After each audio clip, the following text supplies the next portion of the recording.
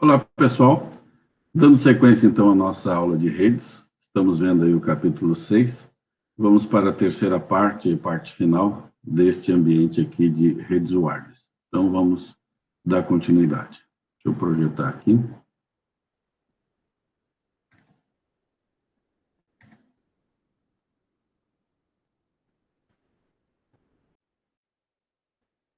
Nós estamos vendo, a partir, então, do 6.5, né, que é justamente o item relativo à mobilidade. Então, agora a gente vai falar de mobilidade vendo alguns princípios, depois falamos de IP móvel e a mobilidade em redes celulares e protocolos de camadas superiores. Vamos lá. O que é mobilidade? Mobilidade diz respeito, né, ao ponto de vista de rede de você estar ou não estar em lugares diferentes. Se eu tiver aqui um usuário sem fio móvel usando o mesmo ponto de acesso, eu não tenho que me preocupar com mobilidade. Esse usuário sem fio, ele pode estar se movimentando e usando o mesmo ponto de acesso, é como se não tivesse mobilidade. Agora, se o meu usuário móvel está conectando e desconectando da rede usando DHCP, opa, eu já tenho aqui um nível intermediário. E uma alta mobilidade seria quando esse usuário está passando por ponto de acesso múltiplo, enquanto mantém conexões ativas, como telefonia celular, por exemplo. Então, veja que aqui já estou envolvendo diversos pontos de acesso, né? E aqui estou no mesmo ponto, então não tem problema nenhum, é como se fosse sem mobilidade. Isso seria essa análise aqui do espectro de mobilidade, né?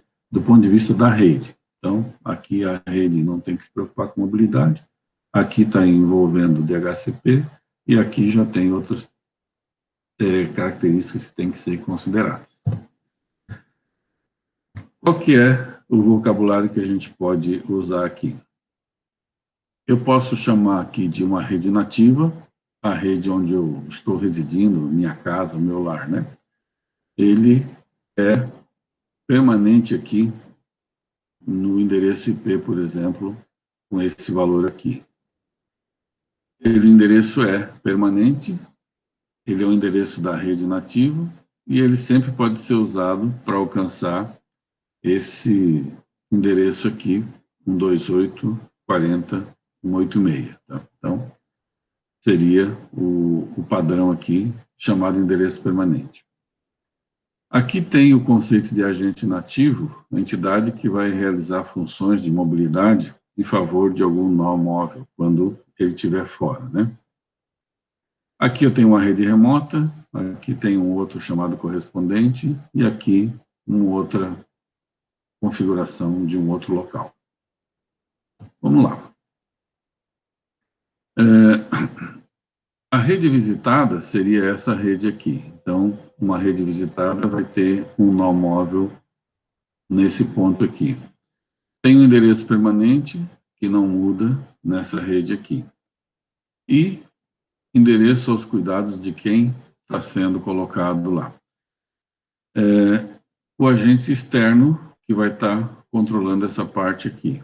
E um correspondente que quer se comunicar com alguém. Então, nessa tecnologia aqui, ou nessa nomenclatura, né, o que se quer mostrar é o seguinte. Se eu tenho um equipamento que originalmente está nessa rede aqui, e ele for mudar para uma outra rede, com outra identificação, como é que eu consigo chegar naquele endereço original, 79.129.13, mesmo ele estando em outra rede? É aí que vai aparecer esta entidade dos agentes externos e essa correspondência para saber onde que está este endereço que foi viajar, digamos assim. Na prática, esse conceito aqui, para redes IPs, ele não é empregado, eu nunca vi alguém se preocupar com esse tipo de situação, ou seja, você sair da sua empresa com um determinado endereço IP no seu computador, vai para uma outra cidade, numa outra filial ou num outro local e querer manter o mesmo endereço IP lá da sua origem. É bem complicado. Existe essa tecnologia, mas não é usada, porque todo mundo acaba colocando um DHCP, todo mundo acaba pegando o endereço IP da outra rede onde você vai visitar. Mas existe essa teoria, a gente vai ver, até uma RFC que atende essa necessidade. Só que na prática ela não é usada, até porque hoje em dia, com o ambiente de wireless, isso mudou completamente. Mas vamos lá. Como é que você contacta um amigo móvel? Isso é um exemplo que ele coloca aqui. Considerando que o seu amigo constantemente muda de endereço, você pode procurar nos catálogos, você pode ligar para os pais desse seu amigo, você espera que ele entre em contato com você e informe o seu novo endereço. Enfim, seria diferentes alternativas para você contactar um amigo móvel. Então, para mobilidade, tem duas técnicas. Uma, deixar que o roteamento cuide disso dali. E a outra, deixar que os sistemas finais cuidem disso. Essa aqui, deixar que o roteamento cuide, você teria o quê? Roteadores anunciam o endereço permanente de nós móveis em residência por meio da troca de tabela de roteamento.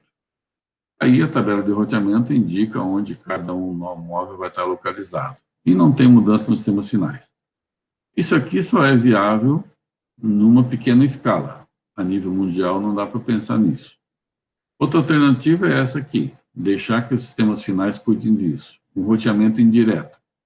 Comunicação do correspondente ao nó móvel passa por um agente nativo que depois vai encaminhar para o remoto. Ou um roteamento direto, o correspondente recebe o endereço do nó móvel e envia diretamente a ele. Então vamos lá. Aqui, como a gente viu, né, não é expansível para milhões de nós móveis. Não dá para usar isso daí. Então, a ideia é usar o esquema de deixar que os sistemas finais cuidem dessa alternativa. Como é que fica o registro, então?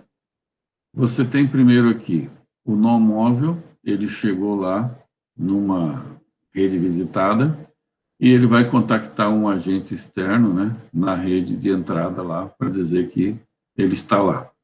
Esse agente externo ele vai contactar o agente nativo, informando onde que está. E aí, quem precisar daquele cara que deveria estar nessa rede aqui, que está na outra, vai poder ser redirecionado para lá. Essa aqui é a ideia. Então, está aqui. Ó. Alguém, nesse ponto aqui, quer conversar com o sujeito que está lá numa rede visitando. Ele faz contato aqui com o endereço nessa rede, que é o que eles têm, né? Aqui vai ter uma indicação de que o sujeito saiu dessa rede e está lá naquela rede remota, né? Então, o cara que vai repassar para lá, e aí, então, aquela informação de acesso deste roteador, como a estação não está aqui nessa rede, é repassado para lá. E aí a resposta já pode vir direto para cá, porque ele tem esse endereço IP de resposta, não tem que fazer o caminho todo de volta. Essa é uma ideia aí desta mobilidade via roteamento indireto, né? Aí tem alguns comentários, algumas características, tá? Mas não vamos detalhar porque não é uma coisa usada na prática, tá? Roteamento indireto movendo entre redes. Suponha que o usuário móvel passe para outra rede. Então, ele vai lá registrar com o novo agente externo registra com o agente nativo. Aqui é aquela sequência, né, que a gente comentou ali no desenho anterior. Aqui é outro tipo de mobilidade via roteamento direto, né? Então, você contacta a rede que você precisa e recebe a informação de que aquilo que você está buscando, aquele IP, está lá naquele outro ponto. Veio aqui a informação. Recebe o endereço externo. E aí, então, vai direto lá fazer a conexão. É outra forma, né? Aqui está só mais algumas considerações sobre esse mesmo tipo. Esse aspecto aí de mobilidade não é nada importante. Vamos adiante. Vamos ver, então, agora, o que a gente viu foram princípios, né, desse gerenciamento. Agora, a aplicabilidade disso daqui com o que ele chama de IP móvel. Aqui está, ó. Essa é a RFC 3344, que ela é própria para esse tipo de atendimento. Ou seja, ela vai ter configuração de agente nativo, agente externo, registro de agente externo, endereço aos cuidados de quem para fazer um encapsulamento. E tem esses componentes aqui, roteamento indireto, descoberta do agente e registro com agente nativo. Na prática, nunca vi alguém usar isso daí e não faz muito sentido porque justamente é você ter uma máquina com endereço IP que está na rede da sua empresa, digamos, em Caçador, aí você sai com essa máquina, mantendo esse mesmo endereço IP da rede ali de Caçador e vai para São Paulo na filial. E aí você quer ser acessado por aquele endereço que você tinha lá em Caçador. E isso é que faz essa RFC aqui. Na prática não tem muito uso, não. Então mostra aqui, ó, como que é feito o roteamento indireto, né? Quer dizer, você daqui vai ser consultado para um endereço e aí o roteador vai jogar lá para outra rede e vai ter esses controles aqui, sabendo onde que você está e fazendo o encapsulamento, né, do IP de destino lá para outra rede que você está visitando. Aqui como é que funciona essa parte da descoberta de agente, mas nada disso é interessante, tá? Aqui tem o exemplo de registro, né? Quando chega lá no visitante, tem que registrar para ele saber. Aqui sim, aqui é mais interessante, componentes da arquitetura de uma rede celular. Então, vamos lá. A gente tem essa estrutura aqui, né? Uma rede telefônica pública com fio. Eu posso ter aqui um telefone ligado nessa rede e aqueles gerenciadores de área, né? Cada um deles correspondendo a um grupo de células que vão ter as antenas para conexão. Diferentes redes de celular operadas por diferentes provedores. Então, vamos entender aqui. Essa nuvem aqui, eu posso pensar que seria, digamos, da rede da Vivo. Essa outra estrutura aqui não é da Vivo, mas é uma rede, digamos, da Claro. Então, tem que ter uma interoperabilidade, né? Diferentes redes de celular, operadas por diferentes provedores. Vamos ver como é que a coisa funciona nesse contexto aqui. Como é que a gente trata a mobilidade nas redes celulares? Uma rede nativa é a rede do provedor de celular que você contratou, que você assinou. Aqui ele tem exemplo de Sprint e Verizon, que são operadoras dos Estados Unidos. Aqui a gente podia pensar Claro, Vivo, que mais? Oi, diferentes operadoras de celular que nós temos no Brasil. Tá? Isso seria a nossa rede nativa. Quando você tem um número que você contratou e você paga para essa operadora. Existe um banco de dados nesta rede nativa aqui que contém o número de telefone celular e informações do seu perfil, né? Qual é o serviço que você tem direito, informações onde você está no momento, né?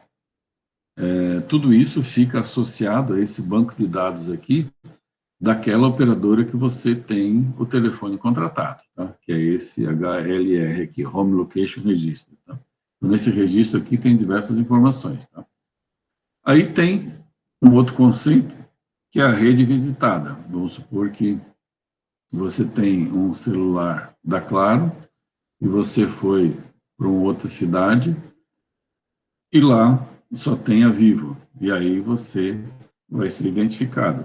Rede em que o nó móvel reside no momento. Então, você está agora ligado numa rede visitante, essa rede visitada, né? Aí, lá, tem também um banco de dados, ó, Visitor Location Register. Nesse banco de dados, tem entrada para cada usuário que está nessa rede ali. E, com isso, depois a gente vai ver a interligação deste identificador de onde que você está, no caso de um nó móvel, né, para receber uma chamada. Então, ó, como que é o roteamento indireto ao nó móvel, né? Vamos imaginar que alguém aqui vai telefonar para você. Esta chamada, né, ela é roteada para a rede nativa. Então, vamos supor que aqui você é cliente da Vivo, você vai ser endereçado o seu número para cá, tá? Que é a sua rede nativa da Vivo. Aí consulta os dados aqui, naquele banco de dados, e descobre que você está aonde? Consulta HE, obtém o número de roaming do nó móvel na rede visitada. Então, olha só, ele vai ter aqui qual que é a sua localização no momento e vai apontar para outro ponto aqui onde tem o MSC nativo, prepara aqui essa segunda perna, né, e vem para cá. E aí, aqui você tem o seu equipamento que está sendo, no momento, conectado a essa rede visitante. Vai receber, então, a rede visitada, completa a chamada através da estação base até o nó móvel. Né? Então, essa aqui é a forma. Quando alguém liga para você, primeiro vai direto lá na sua operadora, no cadastro que você tem, para saber se você está aqui nessa região, já vai fazer a ligação, ou se você está móvel numa outra área de outra operadora, ele vai passar para lá essa informação. Outra coisa interessante é essa transferência aqui. Eu estou numa estação móvel que está cobrindo, né, duas antenas de access point semelhante ao access point no mesmo switch, esse é o caso, né? Então veja que tem aqui o controle das torres, eu estou conectado a esse BSS aqui, que é essa área de abrangência, e aí eu me movimento e vou passar para esse outro aqui. O meu sinal fica mais fraco, à medida que vai ficando fraco o sinal aqui, ele detecta que tem um outro sinal forte da outra torre, e ele chaveia, então, para fazer a conexão com essa torre. O meu controle aqui, nesse banco de dados, né, ele simplesmente está associado para este ponto aqui, vai passar a associar para o próximo, então não tem problema. Qual que é, então, o objetivo da transferência? Fazer o roteamento da chamada via nova estação base, sem interrupção. Motivos para transferência. O sinal mais forte, né, de ou para o novo BSS. Então, eu tenho conectividade contínua e não tem tanto gasto de bateria. O balanceamento de carga libera o canal no BSS atual e o GSM, então, não comanda porque realiza a transferência, né, com o mecanismo. A transferência é iniciada pelo BSS antigo. Então, esse cara aqui é que manda transferir e aí é feito essa transferência aqui, nesse caso do GSM. Aqui tem a sequência toda, né, de como que está fazendo essa troca ali, até que passa a sinalização, né. O antigo informa ao MSC da transferência que vai acontecer, o MSC prepara o caminho, aloca os recursos no novo, o novo aloca um canal de rádio para uso pelo nó móvel, o novo BSC sinaliza lá o MSC, o antigo, né, para dizer que está pronto, e aí o antigo informa para o nó móvel a transferência, o móvel, no nó móvel, o novo sinal para ativar o novo canal, e o móvel sinaliza via novo BSS ao MSC e é feita a transferência. Então, tem toda uma sinalização e toda uma necessidade de controle quando sai de uma célula que chega na outra. Todos esses gerenciamentos têm que ser feitos e liberar os recursos daqui e alocar os novos recursos na nova célula. É isso que aparece aqui. Uma transferência entre MSCs, aqui, ó, de ambientes distintos. Eu tenho o chamado âncora, que é o primeiro MSC, aí ele vai passar de um para o outro, né? Se houver necessidade, fazendo esse chaveamento de um MSC para o outro. Primeiro MSC visitado durante a chamada continua rodeada pelo mesmo. Novos MSCs são adicionados ao final da cadeia, enquanto o não móvel se move para o novo MSC. Então, ele faz essa transferência aqui. E S41 permite etapa adicional de redução de caminho para encurtar a cadeia, multi-MSC. Aí são características de chaveamento aqui entre esses MSCs. Aqui, ó, passando por um terceiro lá. Chaveou, né, daquele para o próximo. É o que tinha aqui no anterior, ó. Vai passar para o próximo. E assim, a coisa vai sendo atendida, né, de acordo com a movimentação da estação móvel. Novo MSC incluído no final da cadeia, à medida que o nó móvel se move. Então, é isso que está sendo feito aqui. Se a gente olhar a mobilidade do GSM versus aquele IP móvel, tem algumas semelhanças, né? Então, o elemento GSM pode ser um sistema nativo, uma central de comutação, sistema visitado, central de serviço e o número de roaming. Então, esse é no GSM. E aqui, os comentários, né? E o equivalente no ambiente do IP móvel, que é a rede nativa, o agente nativo, a rede visitada, o agente externo e o endereço administrado. Então, são coisas semelhantes aí nos dois ambientes. Com relação a essa parte sem fio e mobilidade, qual que é o impacto sobre protocolos de camada mais alta? A gente já viu que no nosso TCP, nós temos aí todas as camadas, né? Camada de transporte, camada de rede, camada de enlace. Aqui, especificamente, no wireless, ou nesse ambiente sem fio, a gente está tratando dessa camada de enlace. A gente viu que tem uma série de dificuldades, de erros, de mobilidade, de funcionamento mais complexo pelo fato de ser sem fio. Então, imagina que, além dos impactos que a gente já tinha lá por ter multicamadas de protocolo, agora a gente tem mais impacto ainda, né? O modelo de serviço, pelo melhor esforço, ele permanece inalterado. TCP e UDP, tranquilo, roda sem fio, móvel, tá? Só que em termos de desempenho, né, a perda de pacotes, atraso devido a erros de bits, ela é maior. Os pacotes descartados, atraso para retransmissão, na camada de enlace e transferência. O TCP, ele continua interpretando perda como congestionamento, e ele vai diminuir a janela de congestionamento sem necessidade.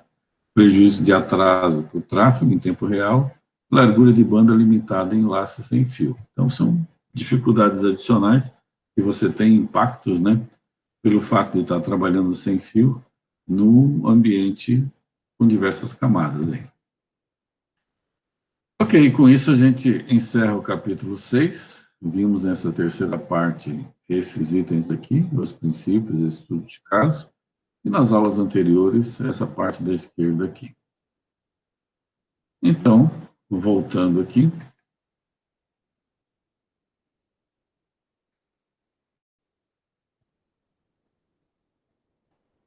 Com isso, nós encerramos o capítulo de rede sem fio, bastante complexo, tem muitas coisas que envolvem a parte de eletrônica, a parte de transmissão sem fio, né? A parte de ondas de rádio, que não é o nosso caso de estudo, mas nos interessa a parte que envolve os ambientes de access point, os ambientes de telefonia e a conexão de equipamentos usando a internet de uma forma remota. Com isso, encerramos essa atividade e esse capítulo. Obrigado a todos.